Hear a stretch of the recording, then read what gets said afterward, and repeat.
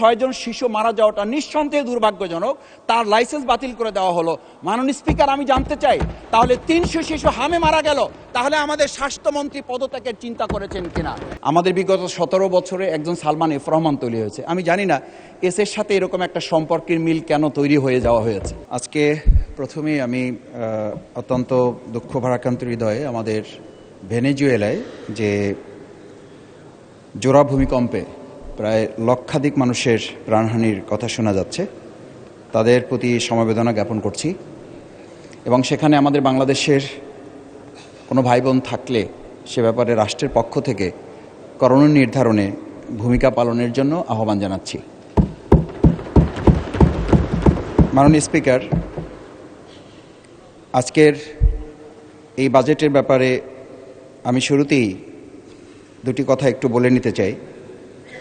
বাজেটে আমরা শুনে আসছি এটি একটি স্বপ্নের বাজেট, স্বপ্নের পরিমাণ বেশি, কিন্তু বাজেটে বাস্তবায়নের বরাদ্দ কম।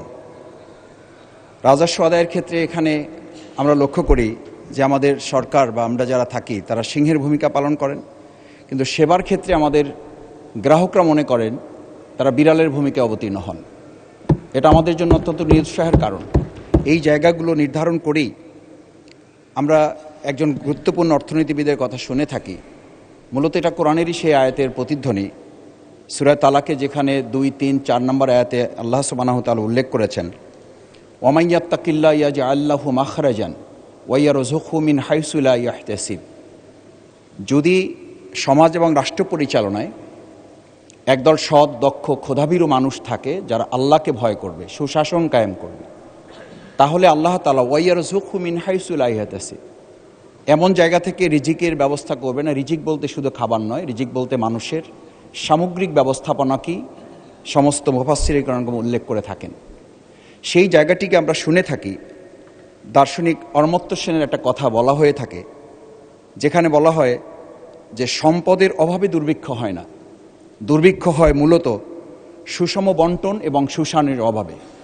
আমরা এই সরকার পরিচালনায় মাত্র কয়েকটি মাস অতিবাহিত হওয়ার মধ্যেই আমরা সেই সুষম বন্টন এবং সুশাসনের যে অভাব পরিলক্ষিত হতে দেখছি, তাতে আমার কাছে মনে হয়েছে এই বাজেট আমাদের সামনে এটা মনে করিয়ে দেয় যে আমরা আয়ের তালিকা যখন দেখি তখন আমাদের কাছে আমরা মনে হয় যে আমরা একটা উন্নত দেশের তালিকায় আছি, কিন্তু যখন আবার আমাদের ব্যয়ের তালিকা নির্ধারণ করা হয় তখন আমাদের কাছে উন্নত দেশ মনে হলেও ব্যয়ের তালিকার পাশাপাশি যখন আমরা আয়ের কর্ম নির্ধারণ করি তখন আমাদের কাছে মনে হয় আমরা একটা উন্নয়নশীল রাষ্ট্রে পরিণত হয়ে যাচ্ছি।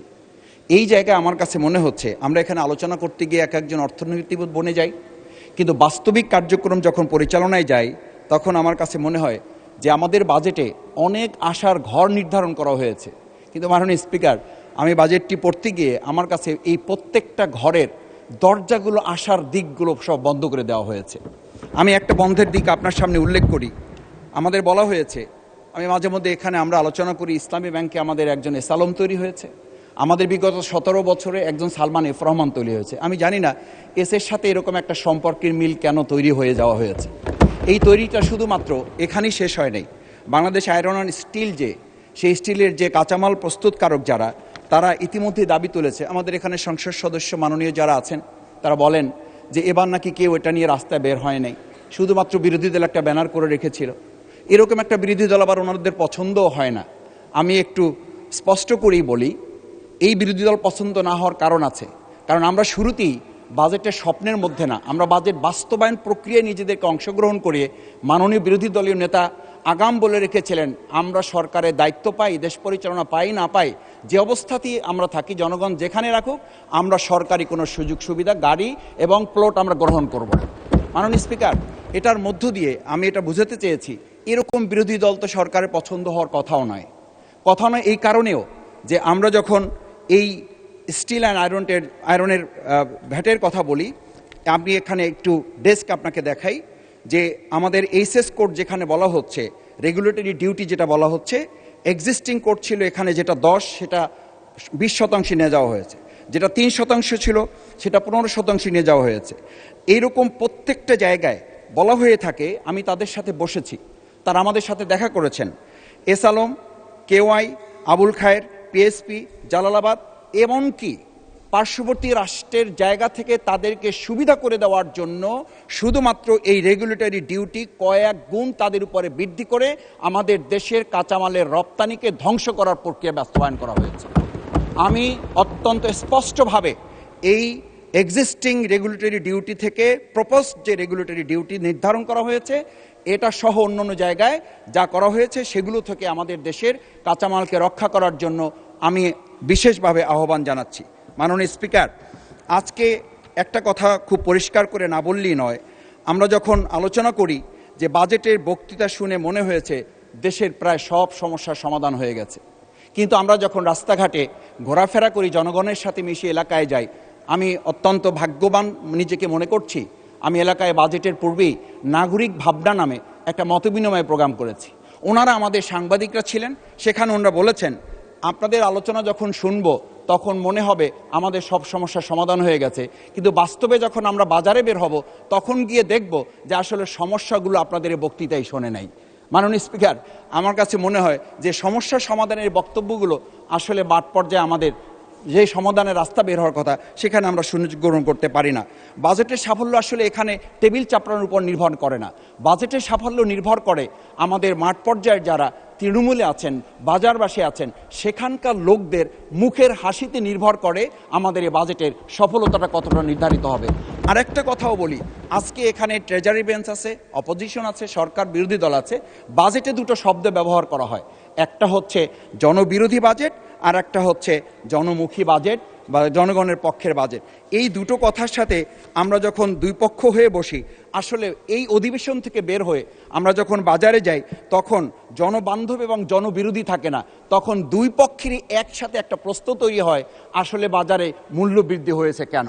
মাননীয় স্পিকার, এই দুই পক্ষ আমরা তখন বাজারে কিন্তু এক পক্ষ হয়ে যাই। এর কারণ হচ্ছে বাজারে আমরা যে নীতিমালাটা নির্ধারণ করি সেই নীতিমালায় আমাদের এখানে কেবল বাজেটে আমরা নির্ধারণ করার জন্য সাধারণ মানুষকে বোঝার ক্ষেত্রে প্রেজেন্টেশন আসতে পেরেছি, কিন্তু আমরা আধুনিক বিশ্বের দিকে অথবা মিনিমাম উন্নয়নশীল রাষ্ট্রের দিকে যদি তাকাই, তারা তাদের বাজেট উপস্থাপনার ক্ষেত্রে মাননীয় স্পিকার আপনি খেয়াল করবেন, আমরা জানি সেখানে ইনফোগ্রাফিক ব্যবস্থাপনা, ভিজুয়াল ড্যাশবোর্ডের ব্যবস্থাপনা, তুলনামূলক চার্টের ব্যবস্থাপনা, সহজ টেবিলের ব্যবস্থাপনা, এমনকি নাগরিক সংস্করণের জন্য তার একটা ব্যবস্থাপনা আগে থেকে তাদেরকে দিয়ে রাখে যাতে তারা এটাতে অংশগ্রহণ করতে পারে। কিন্তু আমরা দুর্ভাগ্যক্রমে লক্ষ্য করেছি নাগরিক ব্যবস্থাপনা তো পরের কথা, সংসদ সদস্যগণ এই বাজেট নির্ধারণে কিংবা বাজেট তৈরির ক্ষেত্রে আমাদের কোনো ভূমিকা রাখার সুযোগ দেওয়া হয় না।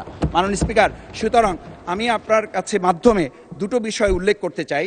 একটি হচ্ছে আজকে আমরা লক্ষ্য করি স্বাস্থ্য ব্যবস্থাপনায় আমাদের বাজেটের কিছুটা বরাদ্দ দেওয়া হয়েছে, শিক্ষায় করা হয়েছে। আমি ধন্যবাদ জানাতে চাই যে মাননীয় বিরোধী দলীয় নেতা আমাদের রাষ্ট্রপতির ভাষণে দুটো বিষয় উল্লেখ করেছিলেন। মাননীয় সংসদ দলের নেতা এই দুটো বিষয়কেই বলেছিলেন অগ্রাধিকার ভিত্তিতে দেওয়া হবে। দেওয়া হয়েছে ঠিকই, কিন্তু আমি একই সাথে লক্ষ্য করছি যে স্বাস্থ্যসেবায় যতটুকু ওনারা বরাদ্দ দেওয়া হয়েছে, ঠিক মানবিক একটি হাসপাতাল যেখানে 700টা বেডের মধ্যে 180টা বেডকে ফ্রি করে রাখা হয়েছে, যেখানে গড়ে প্রতিদিন 23 জন নর্মাল ডেলিভারি ব্যবস্থা করা হয়, যেখানে প্রায় অসংখ্য হাজার মানুষকে প্রতিদিন বিনামূল্যে তাদের রোগী এবং অ্যাটেন্ডেন্টকে খাবারের ব্যবস্থা করে দেওয়া হয়। এরকম একটা হাসপাতালকে শুধু 6 জন শিশু মারা যাওয়াটা নিঃসন্দেহে দুর্ভাগ্যজনক, তার লাইসেন্স বাতিল করে দেওয়া হলো। মাননীয় স্পিকার, আমি জানতে চাই তাহলে 300 শিশু হামে মারা গেল, তাহলে আমাদের স্বাস্থ্যমন্ত্রী পদত্যাগের চিন্তা করেছেন কিনা? আমরা স্পষ্ট করি এটা কারণে একটা মানবিক হাসপাতাল, সেখানে এখন প্রায় 1000 খানেক ছাত্র আছে। আমরা অত্যন্ত দুর্ভাগ্যবশত লক্ষ্য করছি যেখানে বহির্বিশ্বের সাথে আমাদের সম্পর্কের এটা একটা মাধ্যম, সেখানে প্রায় 247 জন বিদেশি ছাত্রছাত্রী শিক্ষার্থীরা আছেন, তারা দাঁড়ে দাঁড়ে ঘুরছেন। এটা বাংলাদেশের সম্পর্কে ধারণা ভালো হচ্ছে না, বিদেশে আমাদের সম্পর্কে মেসেজ ভালো যাচ্ছে না, এমনকি তারা দেখা করার সুযোগ পর্যন্ত পাচ্ছে না। সচিব মহোদয় সুযোগ দিচ্ছেন না, ডিজি মহোদয়ের কাছে সুযোগ পাওয়া যাচ্ছে না, স্বাস্থ্যমন্ত্রী সুযোগ দিচ্ছে না। এই শিক্ষার্থীদের কোথায় গিয়ে তারা দাঁড়াবে, সেই জায়গাগুলো আমাদের নির্ধারণ করা উচিত। ধন্যবাদ মাননীয় সদস্য। আজান পড়ে গিয়েছে, আচ্ছা 2 মিনিটে শেষ করেন, আজান দিয়ে দিয়েছে, 2 মিনিটে প্লিজ।